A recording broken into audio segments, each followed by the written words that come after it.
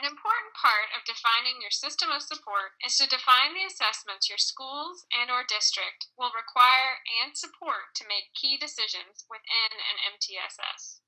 In order to do this, we need to ensure common language and understanding regarding the key features of assessment within MTSS. First, the definition of assessment that we will work from. The definition we will use is just this. It's a measurement of student growth. Within MTSS, we advocate for a comprehensive, balanced, and efficient assessment system. As we move through the various types of assessment, we will focus most on the purpose of the measures.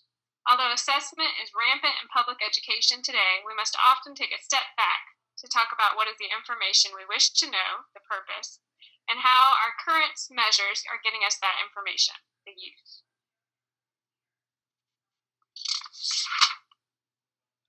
This is research from John Hattie's meta-analysis of over 15 years of research with millions of students. He's synthesized this research using a statistic called an effect size. Basically, an average effect size is 0.4. Anything above this produces larger gains in achievement than we would expect from the average innovation or practice. So to say that prior achievement predicts future outcomes with an effect size of 0.67 is pretty large. So in other words, a student who enters our classroom that has failed to meet expectations for years in a row, statistically is likely to fail to meet expectations again this year. However, we can all agree that we are not happy with this. We all want students to meet high standards and expectations, and this is where assessment comes in. So as Hattie so eloquently says here, our job is to mess up this trajectory. When a student comes into our class and has had poor achievement in the past, we want to change that road for that student. We want to use all of the great practices that we can in order that the student's prior achievement predictor is wrong. In order to accelerate the growth of students, then we must know what they already know and are able to do. This is the job of meaningful assessment. When we talk about screening students, we want to know not just where they are in order to set an expectation. We want to know where they are so that we can change their course.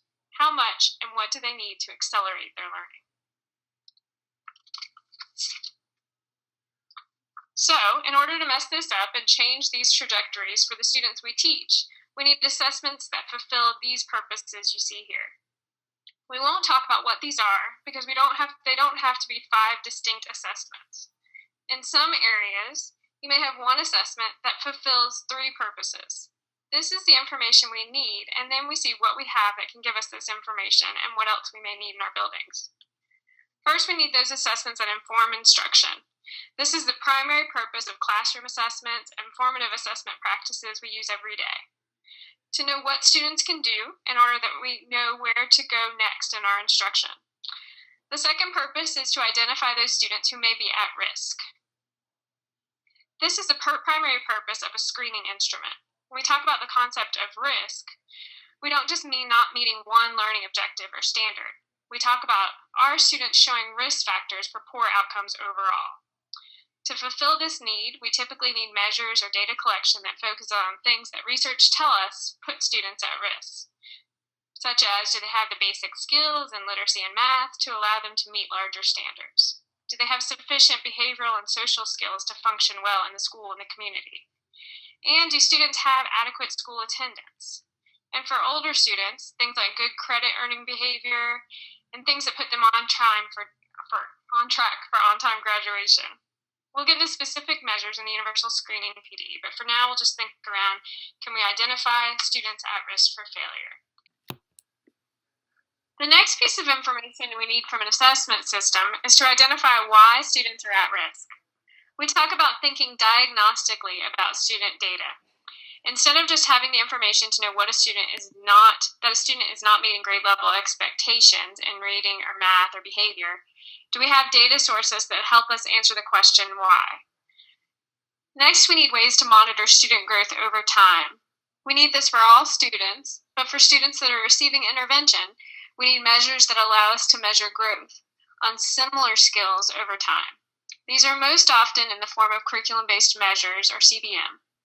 An example that most educators in North Carolina are familiar with of CBM are Dibble's measures for reading. Finally, we need to know if we met outcomes for all students. In other words, did they meet the standard or target that we set? These are most often summative assessments. Many times these assessments provide us only this information, but not very much information about why the outcome was met or not met.